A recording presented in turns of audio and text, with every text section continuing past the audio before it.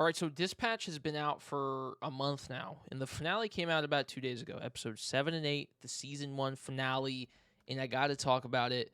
It's so good, and I'm sure if you're clicking on this, you know what it is. But if you don't know what Dispatch is, it's a superhero Telltale-esque game, comedy game that you play as the main character Rob, who's just this guy, and you got to kind of rehabilitate this team to be like a family. And so it's so good, man. The game is, I loved it, and I wasn't gonna make a review on this because I just don't need to make a review on all the games. But since it's been 2 days since the finale, I've been sitting here thinking about it nonstop, thinking about the decisions, the characters, the outcome, the potential for season 2. Everything about it has been so fun and so enjoyable. It just made me so happy, and it made me realize why I love video games so much.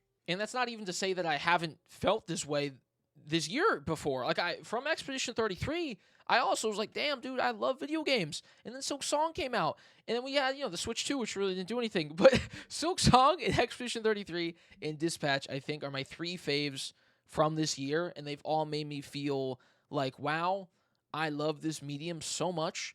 And this is why I play them, and this is why I stream them. And more specifically, Dispatch, I felt that even more than the other 2 games because it had this weekly format of releasing. Being able to play 2 episodes every Wednesday, only for, 3 weeks, was so fun. Being able to look at people on Twitter, talk about it with my friends, guess what's coming up with my friends. It was, I won't forget it for a while. It was so fun as someone who didn't really get to grow up with the Telltale games and play them. I grew up with them, of course, but I didn't play them and wasn't really active on social media. Because I was young, bro.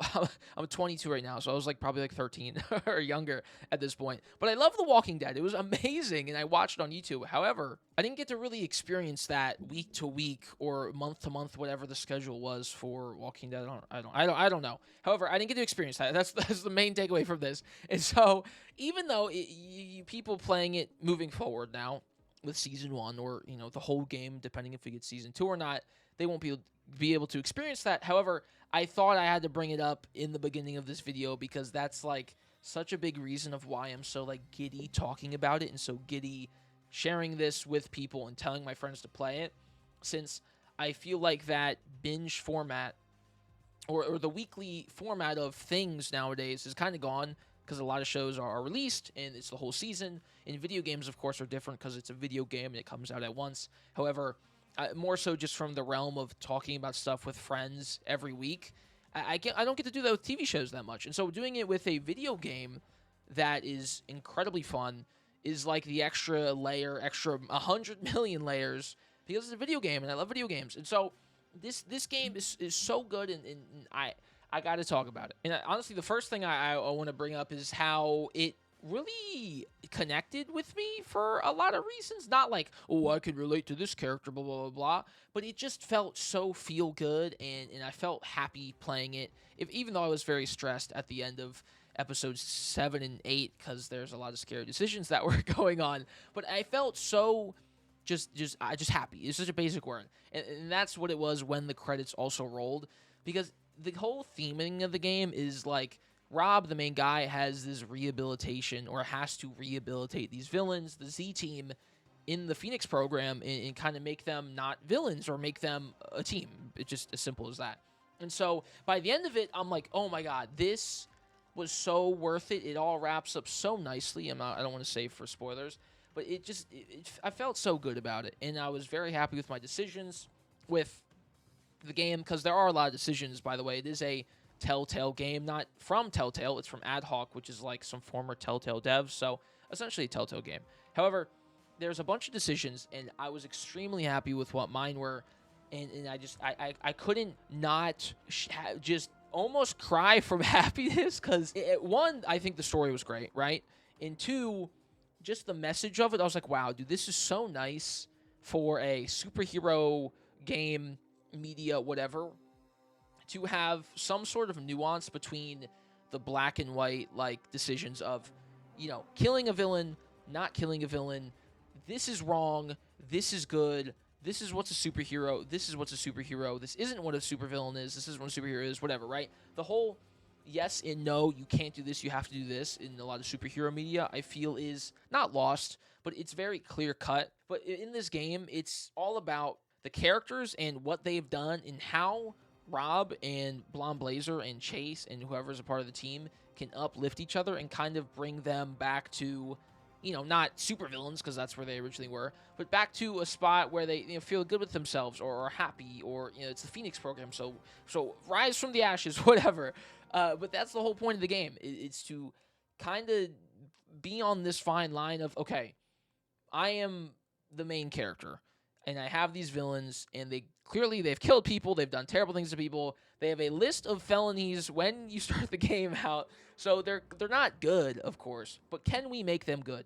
And so as you play the game and you make your decisions as Rob, and the other characters make their decisions, you get to kind of figure out what you as a person playing the game decide what is good and what is bad, let alone what Rob is, right? You don't have to make Rob do decisions that you would do or decisions that you wouldn't do.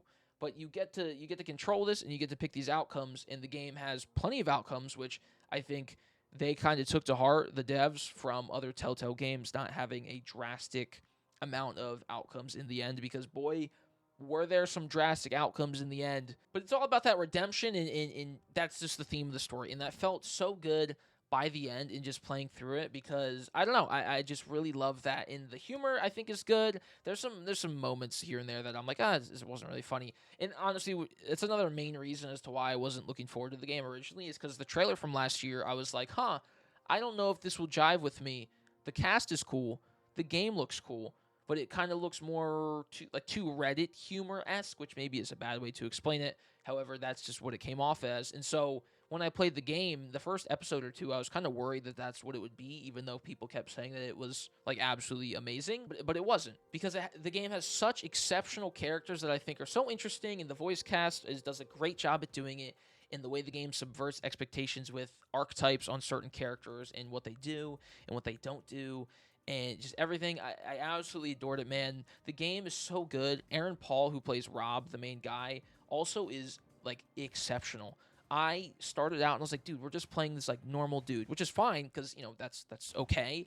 But I was like, oh, surely this normal guy, he's gonna be like, he's like more thin. He lost his mech suit in the beginning, and okay, so now he's gonna get bullied and made fun of, and he's not gonna be able to do anything without his suit. And it's gonna be the story of him redeeming himself and being kind of pushed around until the end. But that was not the case at all. That wasn't even the case in the first or second episode. They clearly established like, hey, this is Mecha Man, right? He doesn't have his mech. Now he's just man. But he's still bad. He's fucking cool, man. He's awesome.